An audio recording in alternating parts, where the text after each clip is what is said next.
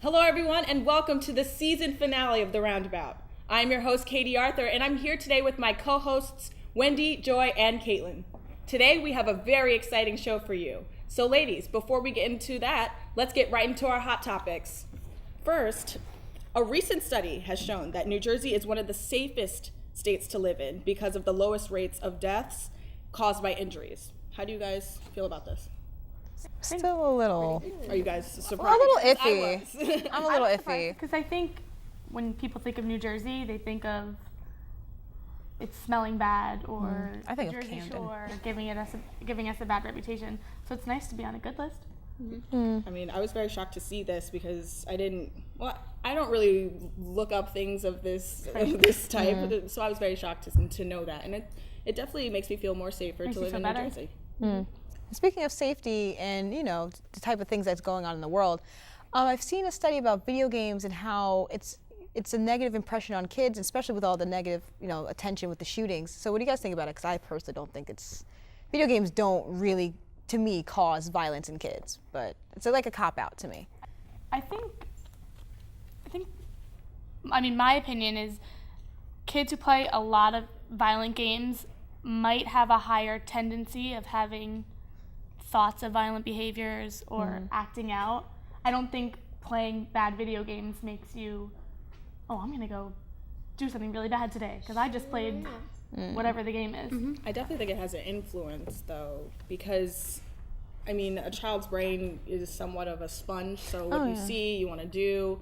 If you see that in a video game, you die and then you get back up again, there might be, some type of influence, I think. So I don't want to say it's completely, the violence in games do not do anything. It also depends on the age. I'm really split on that. I think that it is some people tend to absorb things more. Some people tend to be influenced by things quicker. And what it brings me back to is Columbine. When they were doing studies or kind of case studies of the people who did the shootings, and they realized that they were very into heavy metal and Marilyn Manson. And in that case, the reason why the documentary is called Bowling for Columbine was because the day that the two shooters did that in Columbine, they went bowling. So is there a relation between them bowling or them liking Marilyn Manson? And so, it's like, do certain things influence people? Does Marilyn Manson music influence people, or was it the bowling? You never really know. You don't know. But I don't think it's fair to say, I do agree with it influencing, but I also don't want to put all the blame on games and such. There's very true. plenty of other things that could be going on in the background. People just need to be aware about what their kids are doing. Exactly. Sometimes kids, there's no reason why they should know about these guns or all that stuff. They learn it from the video games. So I think there's a 50-50, Okay. Well, next topic. Okay, so celebrities, arrests, and DUIs. Now, there's a lot of talk about whether or not celebrities are role models or influences, and them getting DUIs. Recently, Reese Witherspoon was arrested with the DUI, and when she was, arrested, she said, "Do you know who I am?" And so that stuck with a lot of people, saying her message was that I'm Reese Witherspoon. I don't know, maybe she was too drunk and she didn't realize that she even said that. But The police officer even said to her, I don't care. Exactly. Yeah. For me, I wouldn't say I look up to somebody where they could disappoint me to that degree. But people are people. People make mistakes, and I'm not saying it's fine they got a DUI, but I don't see how they're different from any human being. They're not. I think it's wrong for us to judge them as a person, to say that they can't make mistakes because they are a celebrity. But I also think for her to go out there and think that she has priority Star over getting power. arrested is wrong to me. Because you came in this world not as a celebrity, you came in as a normal, regular human being like, you and I. So you can't just say, well, do you know who I am? Well, really, you're on the same basis. It's just that you did a lot of movies, or you did a lot more than I have. Good point. Exactly. Yeah, and I don't think she got a DUI on purpose. No. You went and you decided to drive drunk, but I don't think she's like, all right, guys, your turn. It was her husband driving. Okay. She got belligerent and started screaming at the She car. was like, You know what I am? yeah, The cop was like, yeah. Good. Next topic. okay, so I saw some crazy outfits today on campus. Oh. What do you girls think is the appropriate attire to wear on a college campus? Attire period. I think. Yeah, just clothes. As it gets hotter and the degrees start rising and all that, people just feel like they just getting shorter lose it. and Yeah. Oh, they're losing it. Losing That is- fabrics. It's not for me to say who wears what. If it's your expression to wear whatever to wear your it means, thong. yeah. In class To come to during the school. lecture. I just don't want to be, just don't distract people. Like, it's enough going on where, everyone's wearing certain things, but just I mean, keep it Some people like regular. that, though. you're at a university to get your education, to what? Make money and all that stuff. Like, come on. You know, just. If you can get it Respect. past your Represent parents, then yourself. all right. If your I mean- parents, come on. I think. Well, I don't know. Well, Some parents could care less. oh, that's mom- terrible. She tells me like it is. Yeah, Tells me how it is. something. Good stuff. Earlier this week, our own field reporter and producer, Chelsea Vittorio, went around campus to find out what students thought about appropriate school attire and what's trending in spring fashion. Also, we're going to give you a sneak peek into the Mercedes-Benz Fashion Week in New York City. Stay tuned here on The Roundabout. Hi, I'm Rosie Greer. As a former NFL player, I know the value of teamwork. That's why I'm here with my friend and prostate cancer survivor, Charlie Wilson. Each year, more than 32,000 die from prostate cancer. African American men are 60% more likely to be diagnosed with the disease and more than twice as likely to die from it. Caught early, this cancer is highly treatable. If you're over 40, man up. Speak to your doctor about your prostate health. The Prostate Cancer Foundation is leading the way in discovering better treatments and cures. Together, we can take aim against prostate cancer. Welcome back to The Roundabout. Let's take a look at what students here at William Patterson University think is trending in spring fashion and what is appropriate attire for school. Thanks, Katie. Yeah, we're here on campus at William Patterson University asking students what they think is appropriate attire to wear to school, as well as what trends they're looking forward to wearing this spring. Let's find out. Show some fashion side to them. If it's the springtime, take out the shorts. Take out the short sleeves, the guinea tees, the jerseys. For guys, I think pretty much anything can go right now. I guess definitely I'm looking forward to embracing color again, being out of the winter rut and wearing color like I'm wearing today. Lots of bright stuff, maybe some neon, but definitely a lot of color and to embrace that happiness and lighter clothes, lighter fabrics. Just tank tops, shorts, capris. If the shorts are too short, Yeah, then nothing it's a too little. low cut. Too low cut is not attractive, I think. Sandals and socks are fine. I don't mind it. Just do something. Make sure your foot looks pleasing. This spring I'm looking forward to a lot of florals, a lot of floor-length skirts, a lot of like flowy things, and prints, I think. I think I'm gonna look for some prints. I love wearing Sperry's. I know I love my Uggs, but I like when it's time to put them away. What's in right now is a lot of denim, like denim jackets are coming back, denim vests, denim on denim, pretty much. So for the spring I know that a lot of, again and again, pastel color, light color, a lot of purple and pink. Well, that's it for today. Now that we've heard from students here on campus, let's go back to you ladies in the studio. Well, now that we've heard from our students on campus, let's talk about some fashion trends that you ladies like for spring. I'm all about the denim. As soon as I can stop wearing boots, that's what goes first. Bright colors. Yeah, I'm trying with the bright Denim colors. and wedges. Flowy dresses. Denim and wedges. Definitely. You heard it here.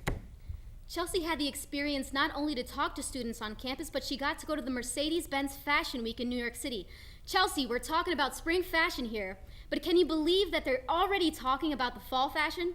Hey ladies, yeah Wendy, it's crazy that we're already seeing fall fashion here at the Mercedes-Benz Fashion Show in New York City. There's a lot of photographers here, a lot of media attention on this event because it only happens twice a year. In September they showcase winter fashion and in February they showcase spring fashion. And everyone in the fashion business comes to this. We're seeing a lot of gorgeous colors and a lot of unique styles. Emerald is very big this year. I absolutely love this color. And it looks like prints are really trending this year, especially the pants with the funky prints. It's so much fun seeing what each designer is going to surprise us with. You never know what you're going to see next. I absolutely love the dresses, so elegant and beautiful. We can see that these big oversized coats are trending. Also very exotic designs with lots of bold colors. And most of all, everything they're wearing looks very comfortable and flowy. Everything is just stunning.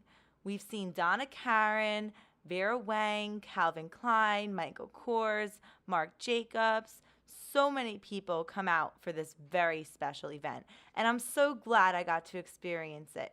I can't wait for next year. Well, ladies, I hope you've enjoyed this little sneak peek into the Mercedes-Benz fashion show. Now back to the studio. Now, when we come back, we'll be sitting down with Steve Marinaro, the salon guy who recently went to the Oscars. Trust me, you don't want to miss this.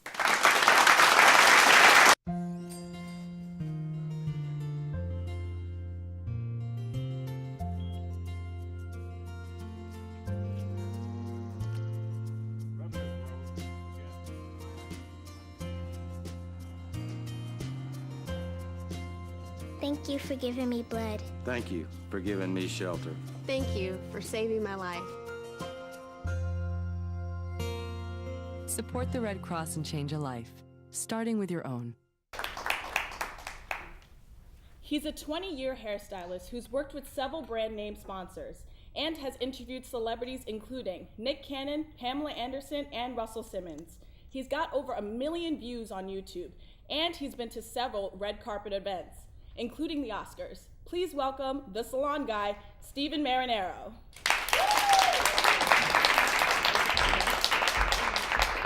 Hey. Thanks for having me. Thank you So for glad to being have here. you today. So we know that you've done a lot in your career. Yes. You've covered some big fashion events and met so many people. But how did you build up to this brand called The Salon Guy? Well, it's interesting. It's a really good question. I've been in the industry 20 years as a hairstylist, and it's taken me that long to understand what the business was about. I've worked for 2 of the largest companies, and there was a small part of me that said, I'm getting a little tired of working in a salon, and what can I do to take things to the next level? And I said, I want to become more of like a media guy. So, I said, I put down a video camera in front of myself, and I started recording videos of myself to motivate people in the salon industry, which is interesting. Who wants to look at me for hours and hours? But, I went from interviewing myself to motivate people in the industry, because when I worked for these huge companies in the beauty industry, I was sharing information with people, I was teaching them. So I love communicating with people. So I said, what do I do to kind of take things to the next level, but still in the same industry? So that's when I started make myself into a brand. And I said, the salon guy. I mean, I know salons. It's kind of like the pool guy, it's like he, whatever, like he's a salon guy, And that's how it happened. And I started going out there and making connections, and slowly but surely, people started recognizing my brand name, and it was a long hustle, and it's taken me 3 years to get to this point. But that's pretty much how it all started, was just, a lot of hustle and passion and grind. And that's the thing about building a brand. It's all about what you put into it is what you get out of it. So. When you talk about hustle and grind, you're signed to one of the largest YouTube networks, Broadband TV. What sets you apart from other people trying to do what you're doing? Well, besides my good looks and personality. Of course. No, I think it's every person who has a YouTube channel, it's interesting because it's what they put into it. It's what they want the audience to get out of, the message, So I do hair tutorials, I'll do comedy spoofs, I'll do motivational things, red carpet events, interviews with celebrities. I think what makes me unique is my content, and people are going to YouTube looking for unique content, and that's what's important.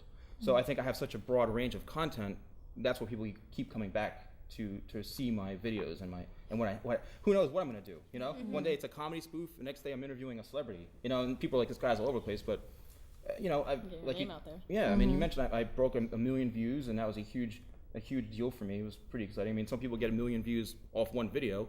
You can be a baby eating something and get 1 million views, But, so I mean, it's been a long process, but consistency is the key. Constantly, if I can do videos 7 days a week, that would definitely be helpful, but it's a lot of work, Now, you mentioned the red carpet before. Now, can you tell us your experience at the Oscars, and how did you even prepare for that? I call it my journey to the Oscars, because not anyone can just go. No. And, I just like anything else, you apply for it, they check your credentials and your background to see, like, who is this guy, and I'm not on a major network, like I'm not major, like NBC or, all these big TV shows, but they check my credentials, and my thing was I want to film the setup of the Oscars. It wasn't just the red carpet. So I was there for 10 days. So I filmed, every day was my journey to the Oscars. So when I got there, it was the setup of the red carpet. It was all the bleachers and behind the scenes of what happened before the Oscars, which was really cool. Nobody got to see that. So every day I was filming something saying, this is my journey. This is what's happening so you guys can see it. And I was every day was posting a video of my journey. And I'll never forget the day of the red carpet. I'm like, oh my God, here it is. Today's the day. You know, and you see people from all over the place. I mean, major networks are all lined up on this red carpet. And the red carpet was a few hundred, like 500-600 feet at least. I mean, this thing was a monster of a red carpet. I mean, all the way down. But to see it in person at the Dolby Theater in Hollywood is pretty interesting. I don't know if you guys have been to Hollywood before, but you know, when you're walking around, you're seeing these superhero trying to come up to you and take pictures. And I said, if I saw one more Spider-Man come up to me, ask me for money to take pictures, I'm gonna, But it was pretty funny. But I never forget, here I am, the red carpet, and I had, my team with me, and it was a really amazing experience because this is like the cream of the crop for me. This is the biggest red carpet I've ever worked. And, I was doing it for myself. I was there as a salon guy, to talk to people about style and fashion. And, it was time to start filming, and I was capturing all sorts of interesting things. My press credential expired at a certain time, which is when the Oscars started. I wasn't allowed in because I wasn't a major TV network, but I got enough exposure to see what was going on. And there was hundreds of people, from in the bleachers. There was, some minor celebrities starting to come in. I did some interview with someone from Terrence Jenkins from E, which was really cool. Yeah, so I'm talking to him, and people are watching, and then next thing you know, I'm right behind him when he's live on E. So I'm getting text messages, you're on TV right now, which is really cool. Yeah, but it was interesting. I was wearing a brown tux, a brown and black tux, which stood out a lot, and he was wearing a kind of a white jacket, and I got a lot of publicity for the outfit I was wearing because it wasn't a traditional black tux, But good choice. Yeah. Well, good choice. I was actually just dressed by somebody. Somebody dressed me. Hey, good choice too. Yeah, I mean, if you can get that stuff, then that's cool. But so why are you so passionate about fashion and hair, and what really inspired you to get into everything? Honestly, I got involved in the hair industry to be around girls all day. I'll be honest with you. I want to be around beautiful women all day at a young age. I didn't care about doing hair really. And then I said, this could be a business for myself. And then, it didn't come easy at first to me, and I'd like to take on challenges. So, going through school, cosmetology school for 2 years, it was difficult for me to get the hands-on feeling of actually doing hair because I wasn't used to doing it. I was playing sports when I was a kid. I wasn't really, and then I just became so passionate because I had mentors, had people that I always looked up to and wanted to surround myself, and going to these big hair shows and these big events. I used to see these people on stage like, wow, I want to be like this guy, doing models in a suit. I'm like, this is awesome. And just the energy of the industry. It's a lot of loving people, it's beauty. And I'm just a passionate guy, to begin with. And what's happened over the years is that, my passion has turned into my brand, a salon guy. But I'm a very loving person. I'm a very caring guy to put everything into what I do. So I just, I love what I do. I love the beauty industry. And I think people should have more passion in what they do and in life and the way they're around people. And that's what I base my business model around, just being nice to people, treating people with respect, My bad jokes get me nowhere, but They will at some point. They'll be fine. Well, the salon guy is known for doing hair demos on YouTube. But today he's going to do a demo for us right here on our show in the studio. Don't go away. We'll be right back with the salon guy.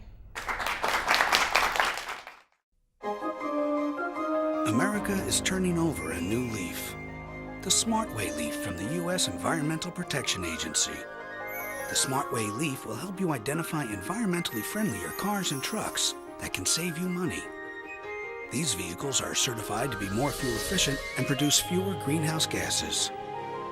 And look for renewable fuels to improve our energy independence. Follow the leaf to epa.gov/smartway. Welcome back to The Roundabout. We're here with the salon guy, Steven Marinero. Now, over the break, we were talking about how girls have trouble curling their hair, and they do a lot of damage to their hair if they're not properly curling it. So, Steven, you're going to show us a couple of techniques. Yes. And we also have our wonderful producer, Chelsea, here with us to be a sit-in for us. Which means I have to do an extra good job. No pressure. So we all know that famous video of the girl who burnt her hair off. A lot of girls damage their hair when they're curling their hair. What is the best way? Well, I'm also a prime example of burning my hair off too. I tried it on myself and look what happened to me. But no, you're right. Actually, a few key things when you're using hot tools. You want to make sure your hair is completely dry. Sometimes people take blow dryers or irons to their hair when it's wet, and that could be a serious issue too. Also, if your hair is completely fried to begin with, like over-processed, heavily bleached, you got to be careful because the heat is so hot. You're talking, over 400 degrees can really burn your hair right off. So I think that's what happened in her case. Okay. So I would suggest a few things. When you're, dry your hair first after you wash it, and blow dry it, almost as smooth as you can. Because if you can eliminate the frizz as quick as possible, that's also, you're off to a good start. It takes time to do that, but you want to make sure you're using good products to do that. I've been using the Melania hair care, which is incredible. The smoothest, silkiest hair I've ever seen in my 20 years as a hairstylist. MelaniaHairCare.com. It's incredible. There's 3 products. You always want to use something when the hair is wet. Okay, put something in when the hair is wet because that's going to be your styling tool. It's going to prevent frizz. Those things are going to help show in the end result. Once you dry your hair, then I always suggest using a thermoprotecting spray, which is kind of like adding sunscreen to your skin if you're going out sunbathing or something like that. I use something called Hot at the Press by Paul Mitchell. It's really a great spray, but it gives you that protection. So what I'm going to do here is just show you a quick demo, and which is really cool. I have 3 tools. All right, a curling iron, a smoothing iron, and a wand. And the wand creates magic. It just go like this and it curls. No, no, but we wish. I know. If I can do this and grow hair, I'd be happy, but I can't. But the thing about this is it's really cool to get a similar type wave with these tools. So I'm going to show you guys how to do that. So what I'm going to do is spray this hot off the press. It's a thermoprotection spray, and it dries relatively quickly, which is really cool. Again, because I said you want your hair pretty dry. When you're doing it, you can do it section by section. You can spray on the whole head. Either way, it's really up to you. So she's got relatively long hair, but any length hair this will work on. So as you can see, this is a smoothing iron. Most people think with smoothing iron is to smooth hair, right? Do you guys think that before? Well, yeah. Yeah. Now with the trends, you're starting to see people more and more, doing stuff like this with smoothing irons. So what you can do, very simple. You come in, all right? You clamp it down, you twist it, and you pull towards yourself, and you just start to slowly pull, and you're going to create this nice, soft wave. Look at that. Nice. See that? Yeah, on this side. This literally takes seconds to do this, And the key is you want to make sure you turn the iron so that this piece right here is facing you. And you want to keep the iron, the smoothing iron, moving pretty smoothly. Like you don't want to hold it, because that's what's going to create the breakage. If you sit there with this clamped on your hair for 2 minutes, then you're gonna fry it, So that's with the smoothing iron. The next piece I'm going to use is with the traditional curling iron. And a traditional curling iron, again, it's gonna give you the more traditional type curls that you see maybe on proms or things like that, but it's gonna give you more of a tighter curl. So again, you wanna spray, make sure it's pretty saturated. I'm using ceramic tools, which really helps. There's a few different things you can do with the curling iron. So you come in, you clamp it in like this, and you want to constantly be turning. See how I'm doing with my finger there? Mm-hmm. And you want to turn it, twist the hair around, and keep turning towards you, and keep it. It's like kind of like a constant movement, With this here, keep little movements to where this fishtail is pretty much all the way. You don't see it, Right. Yeah. And it's okay even to leave the ends out, and then just come in. Hold it for a few seconds, like maybe 3-4 seconds, 1, 2, 3, and then you want to unwind it like this. Check that out. Yeah, see that? Nice. If you want to do that with a curling iron, getting that soft wave, it's kind of going to tie into the wand when I'm going to use the wand. But you can also use a curling iron. You keep this open, and you just wrap it around. Okay. And it's basically the same thing with a wand. That's what the wands do, but see, it's just like a nice soft wave. And then the last bit here on top, this is where the wand comes in. We just spray this again. Again, this is just going to be like that sunscreen for your hair, which is really cool, which helps. And her hair is actually pretty good shape to start with, to start styling. It's not, even if it has a little bit of flyaways, it's fine. It's not, it's not too bad, but this is a good shape because you can see it leaves a nice smooth, and this is really with no product in it either, So again, the wand is pretty simple. You come in here and you just simply wind it around, you know, and that's how you're going to get your pieces. And you do these little twists, and there you go, right to the end there. And you hold it for 1, 2, 3, maybe 3 seconds, and then the key is unwinding it like this. Exactly like how you did it. Yeah, you just unwind it like this, and it gives you a little more of a nice kind of that tighter, but also looks good, Chelsea. Soft little. After your head's gonna look. Yeah, celebrity. This is the celebrity wave that everybody like goes crazy for, you know. It's magic wand. Yeah, and you can leave the ends out a little bit. That gives it that little. But the key is when you unwrap it. You know, you want to just kind of unwind it the way you pull it together, and then you can give it almost like a little tug like this, which kind of Oh, that looks nice. it just kind of gives it a little more bounce. It's not so tight. Yeah. Okay. So, but I think she's ready for the Oscars. I think so. Yeah. So get it from that side. So you're good all around. Actually, do you have like a favorite technique that you personally like to just do, like a favorite style or? You know, this kind of look is so in right now. You see this on red carpets all the time. Just that soft wave. This can be done in minutes. You know, I mean, seriously. And these are 3 different tools that I used. You can do this so quickly that you can walk out of the house like this. You know, and if you brush this through, you know, even if you run your fingers through it, it kind of softens it up, and that's what gives it like it gives it more of that like lived in. That's great. Kind of like, you know, obviously with the tighter curls. But if you brush this all out, this is what gives like that kind of Hollywood like finger wave almost. You know. What are some other affordable products that you would recommend for college students? That's an interesting one because nowadays, you know, products are. It's tough to say because I like to focus on buying products in the salons because professionals are recommending them. Right. If you are in a pinch, you know, there's stores that are more well known than like traditional drugstores. Go into a beauty store that's known for selling hair products and beauty stuff, makeup and things like that. I'd go in there because you're getting better quality stuff. And people are suggesting things, a better selection. But at the same time, you know, I would definitely stick with asking a professional. I mean, people think that you go to a drugstore and you get it cheaper. That's not really the case. You know, in some situations it is, but those products are old, they're tampered with. So if you go to a salon, someone can recommend it for you and say, hey, look, I want to buy from you guys, but I can't really afford it. Can you work some out with me? Well, thank you so much for joining us, and that demo is amazing. Thank you, thank you. Now, if you want to see more of Steven's work, you can go to his website at www.thesalonguy.com. Check out this YouTube channel where you can see celebrity interviews and more hair demos. You can also follow him on Twitter at The Salon Guy or like him on Facebook under The Salon Guy. Stick around. We're going to wrap things up here on the season finale of The Roundabout. Prostate cancer is to men what breast cancer is to women. Yet many men ignore it until it's too late. Early detection and treatment can protect you and your family. Get the facts and take aim against prostate cancer. Visit pcf.org. We want to thank everyone who helped make this second season of The Roundabout, especially our executive producer, Loretta McLaughlin. We'd also like to thank Rob Meyer and all of the IRT staff for making this show possible, and more importantly, a very special thanks to the crew here on The Roundabout. And before we forget, we want to congratulate our host, Katie Arthur, who will be receiving the Gracie Award in June in New York City. Congratulations, Katie.